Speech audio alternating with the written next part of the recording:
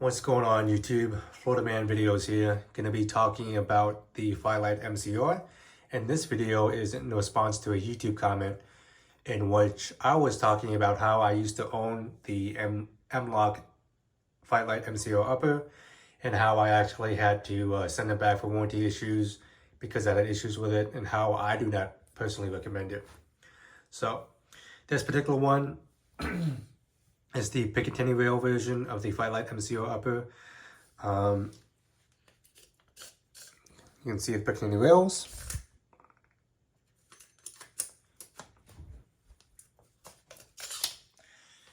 And so this is my second upper. I did have the M-Lok version.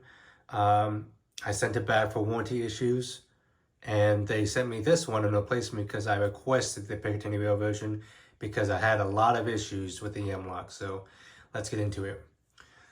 So the reason why I was buying the M-Lok version of the MCR upper in the first place is because I thought it'd be more modular. My whole intention was to buy full-size M-Lok rail segments and to put it on all three sides, and I could have attachments where I wanted it to be. I could take off the rail segments if I wanted to be, if I wanted to run a rail segment and then an M-Lok mount, like a Surefire Scout adapter. I could definitely do that. That was my whole intention, because in my opinion, I was getting the adaptability of running a clean M-Lok upper if I wanted to, or also run it in a 1913 Picatinny rail configuration. That was my foresight getting into it, but actually owning it, I realized that I made a mistake in how I should have bought the MCR Picatinny rail version, but this was not something readily known to me from all the research I've done looking into it. So maybe I can make this video hopefully to be helpful for maybe a future purchaser or just someone that's looking to research into these uppers. So what issues do I have? First is the MLok Handguard is very square. It's very uncomfortable to hold. It's very similar to a Geisley Mark 8 or Mark 4 if you're familiar with those rails. It's very square. The MLok rail sections are just 90-degree rectangles. It's not comfortable in the hands. I don't know why they do that. It's very unideal in terms of ergonomics. It's just not great. And it had it on all sides, so 3, 6, and 9 had a very square handguard rail segment. Not ideal. I was gonna put on the 1913 rails, the MLok rail segments, and run a rail cover over it so it'd be more comfortable to hold. It wasn't a deal breaker, but very something surprising. That was not something I know, because, for example, Fightlite MCR, the website, they only show one picture of it and it's perfectly 90 degrees on its side, so you can't even tell that it's square. Just not something I know getting into it. So yeah, there's that. Second issue I have is they delete the front rail segments of the MLok rail. So typically, for example, this is an 11 rib Knights Armament rail cover, and this particularly has a 13 rail segments.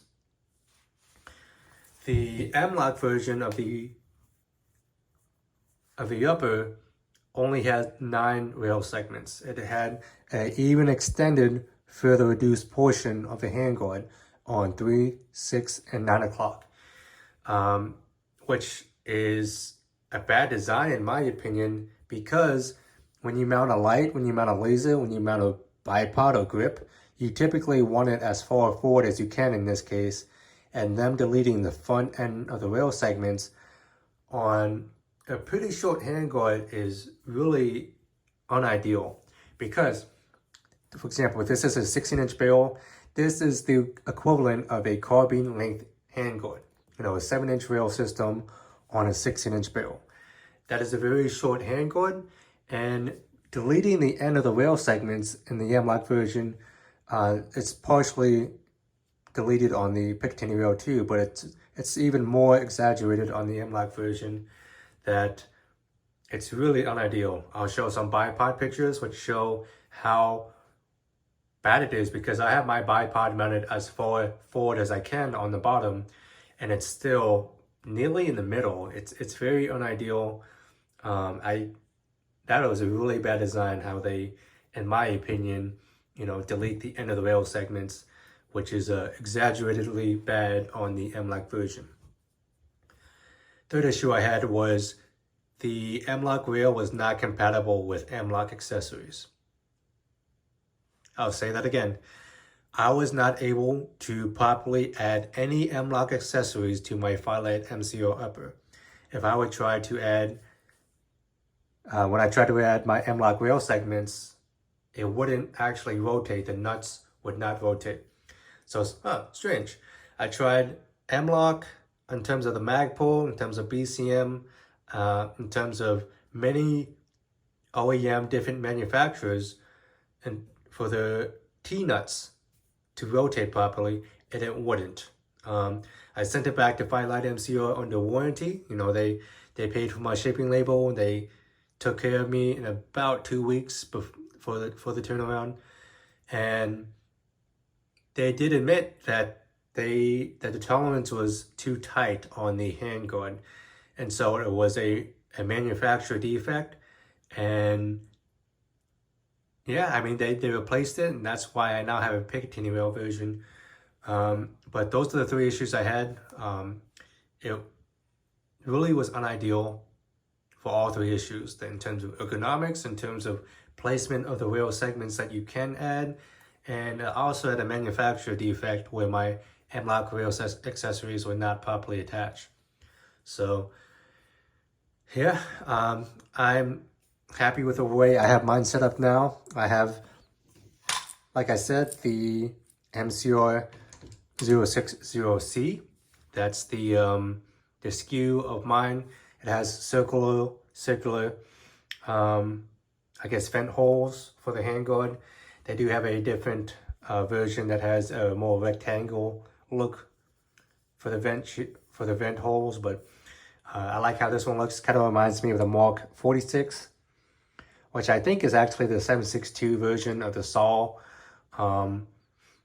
Just a different configuration, but yeah, quick video on why I just do not recommend you buy the MLok version of the Fightlite MCR. So thanks for watching. I do want to get into a more review of this and more shooting videos of my MCR. I've had it for about a year now. I've taken that to the range twice, but maybe I'll try to get some content out for you guys. It seems like there's limited information on this, and it's very possible that people that have videos like, Silent NFA Review channel and another guy, as an example, they will most likely either provided the upper in terms of they were given the upper and then send it back, or even entirely paid to do the review in a sense of having free product. I paid for this. This is a $7,000 upper that I paid for. I can get into another spiel about why I wanted this, but yeah, that's quick and simple. I don't want this to get too long. Just talking about my Fightlite MCR, my configuration, and why I don't recommend the MLok. So thanks for watching, YouTube. Please like, comment, share. Tell me what's good, tell me what's bad, and thanks for watching.